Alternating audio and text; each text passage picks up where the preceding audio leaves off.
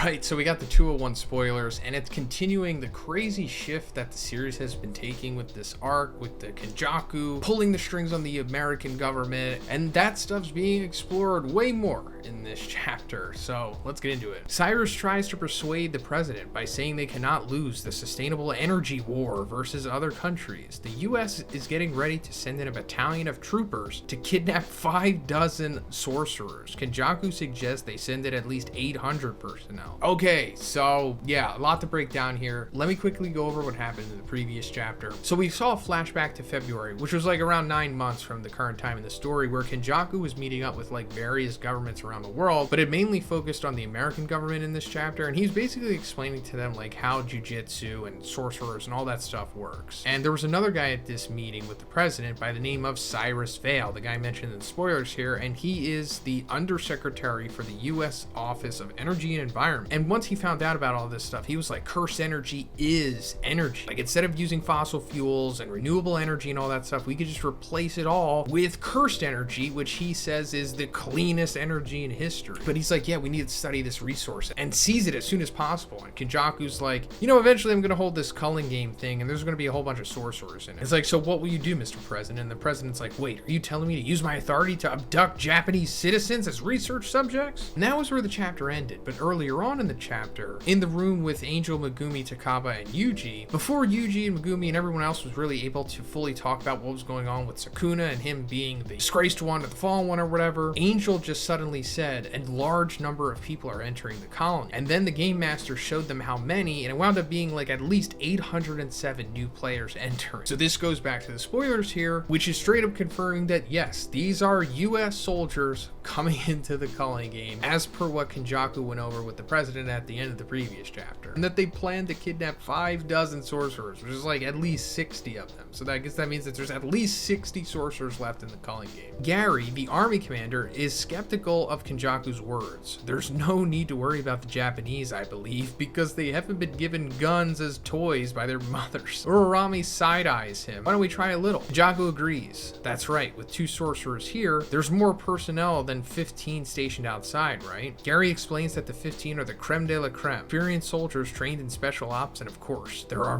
more. Alright, so we're getting introduced to the army commander Gary here, and since he's getting a name, I'm pretty sure we're going to see this guy in the culling game, because I guess he's going to be leading the battalion of 800 soldiers here. But him saying like we don't have to worry about the Japanese because their mom's going to give them guns as toys, I guess he's not worried about them, but it's like, bro, you just found out that magic is pretty much real, and that there's sorcerers that can manipulate it, and they're pretty much gods compared to regular people. I mean, Cyrus just said that one of them could power a whole country, so you probably should be worried about this. And then Kenjaku saying like, you know, there's just 2 sorcerers here, you gotta have more than 15 people, right? This is because he's like ready to just flex on them, which he eventually will, and we'll get to it. Urarami offers to help clean up, but Kenjaku declines, saying that Geto Sugaru's curse technique is perfect for leaving an impact. Okay, so this is talking about Geto's curse technique, curse spirit manipulation, and him saying that leaving the perfect impact, I guess, is referring to what he's eventually going to do at the end of the Shibuya arc, like on Halloween, because remember, this is back in February. All of that stuff hasn't happened yet. Like, this whole entire time, he already knew that his plan was going to play out perfectly. But anyway, at the end of the Shibuya arc, once he like revealed his ambiguous plan to the group there, he just suddenly released a whole bunch of cursed spirits to Japan. And in chapter 137, it says that the number of cursed spirits released is not less than 10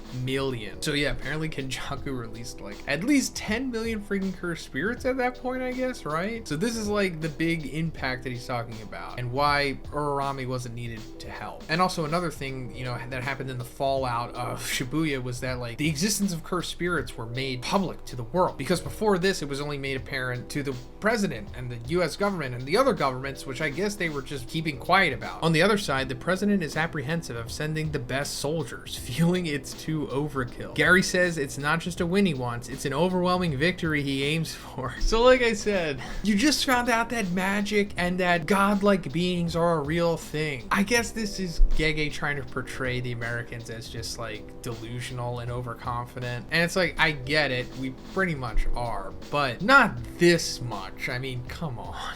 Suddenly, screams are heard throughout the White House as a gigantic elephant-like Shikigami curse looms over it, its front feet as if in prayer. Kenjaku strolls to the president, so pack it up. Let us begin the hunt of sorcerers. So yeah, this is what I was talking about. Kenjaku was just kind of just waiting to flex on the president here. Like, look, we're pretty much gods compared to you. I mean, we're not like Dragon Ball Z powerful, but you know, we're way more powerful than just a standard human here with like a rifle. Like, I could just easily take out your 15 best soldiers here with just one Shikigami and or curse, whatever this thing actually is. But reading this, I guess it's so big that it's like rivaling the size of the White House maybe. And also it's like they can't even see it without wearing the glasses too. So yeah, I think this is just him like saying like, hey, you know, stop being delusional maybe. And also him saying like, so pack it up, let us begin the hunt of sorcerers. It's kind of like strong arming him into just going through with it because he was kind of apprehensive about it before this. And I'll go more into this in my review on Sunday, but we're still not really sure why Kenjaku wants to do this. I mean, we all have our own theories and speculations and whatnot, which is good, but we just don't have enough information or insight into the true motives from Kenjaku here. Like, I definitely don't think it's black and white, and he probably has ulterior motives to this. Like,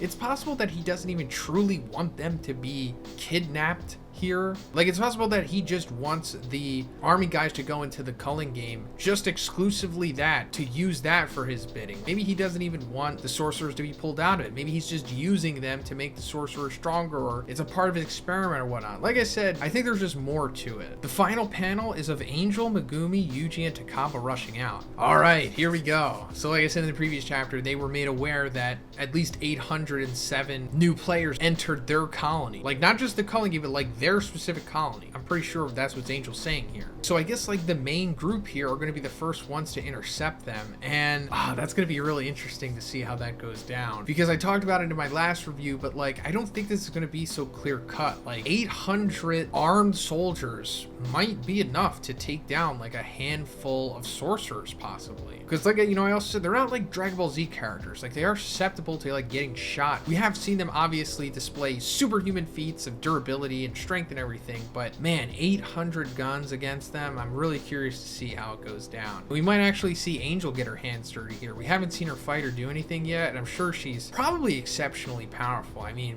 it's implied that Sukuna is aware of her, and Kenjaku definitely knows of her, so she at least has notoriety from that. And maybe we'll get to see Yuji do some stuff. And then Takaba, his curse technique is absurd, and I've been waiting to see that in action again. So future is bright for the series at this point, and let me know what you think about this chapter and these spoilers in the comments.